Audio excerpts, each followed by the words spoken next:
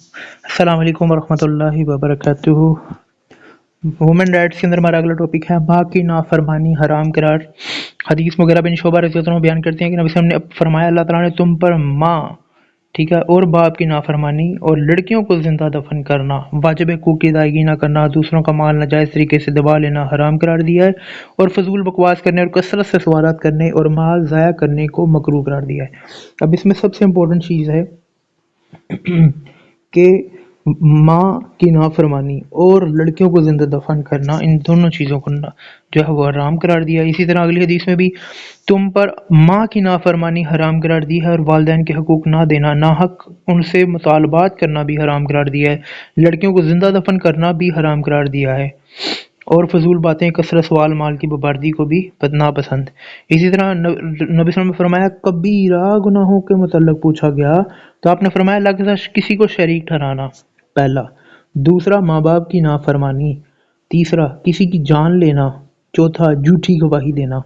ٹھیک ہے، اس روایت کے مطابق اندر اور ابو عمر بن جو ہیں ان شعبہ سے کیا۔ اب اس میں چار چیزیں ہیں جو کبیرہ گناہ بولے گئے ہیں۔ پہلا سب سے زیادہ سینسٹیو، اللہ کے ساتھ شرک۔ ٹھیک ہے، ماں باپ، کچھ لوگ ماں باپ ایسے ہوتے ہیں وہ کہتے ہیں جی آپ ماں باپ کے حقوق کی نافرمانی کر رہے ہیں، جبکہ وہ ماں باپ بچوں کو شرک کرنے کا کہہ رہے ہوتے ہیں، تو پھر ماں باپ کی نہیں مانی جائے گی، اللہ کی مانی جائے گی، کیونکہ پہلے نمبر پہ اللہ کے ساتھ کسی کو شریک ٹھہرانا ہے۔ ٹھیک ہے، اسی طرح اگلی حدیث عبد الرحمن بن ابی بکر اور ان سے ان کے باپ نے بیان کیا کہ رسول صلی اللہ علیہ وسلم نے فرمایا کیا تم لوگوں کو سب سے بڑا گناہ نہ بتاؤں؟ 3 بار یہی انہوں نے کہا۔ صحابہ نے عرض کیا یا رسول اللہ آپ فرمائیں۔ آپ نے فرمایا خدا کا کسی کو شریک ٹھہرانا، ماں باپ کی نافرمانی کرنا۔ آپ اس وقت تک ٹیک لگائے ہوئے تھے لیکن آپ سیدھے بیٹھ گئے اور فرمایا ہاں، اور جھوٹی گواہی بھی۔ انہوں نے بیان کیا وسلم اس جملے کو اتنی مرتبہ دہرایا کہ ہم کہنے لگے کاش آپ خاموش ہو جائیں، یعنی کہ جملہ دہراتے رہے۔ ٹھیک ہے، یہ حدیث ان سے بھی اور عبداللہ بن عمر سے بھی یہی ہے۔ اسی طرح اگلی حدیث بڑے گناہوں سے سب سے بڑا گناہ اللہ کے ساتھ شریک ٹھہرانا، ماں باپ کی نافرمانی اور جھوٹی قسم کھانا۔ ٹھیک ہے، اسی طرح اگلی حدیث حضرت عبداللہ بن عمر رضی اللہ عنہ سے روایت کے نبی نے فرمایا بڑے بڑے گناہ ہیں اللہ کے ساتھ شریک ٹھہرانا، ماں باپ کی نافرمانی، کسی بے گناہ جان کو قتل کرنا اور جھوٹی گواہی دینا۔ اسی طرح اگلی حدیث میں سیدنا عبداللہ بن عمر رضی اللہ عنہ کے نبی نے فرمایا آدمی کا اپنے والدین کو گالی دینا کبیرہ گناہوں میں سے ہے۔ لوگوں نے کہا بھلا آدمی اپنے والدین کو کیسے گالی دیتا ہے؟ آپ نے فرمایا یہ کسی کو باپ کو برا بھلا کہتا ہے، وہ جواباً اس کے باپ کو برا بھلا کہتا ہے، یہ کسی کی ماں کو گالی دیتا ہے اور وہ جواباً اس کی ماں کو گالی دیتا ہے۔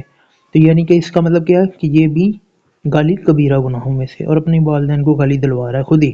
اسی طرح اگلی حدیث میں رسول نے فرمایا بے شک والدین کی نافرمانی کرنا سب سے بڑا کبیرہ گناہ ہے۔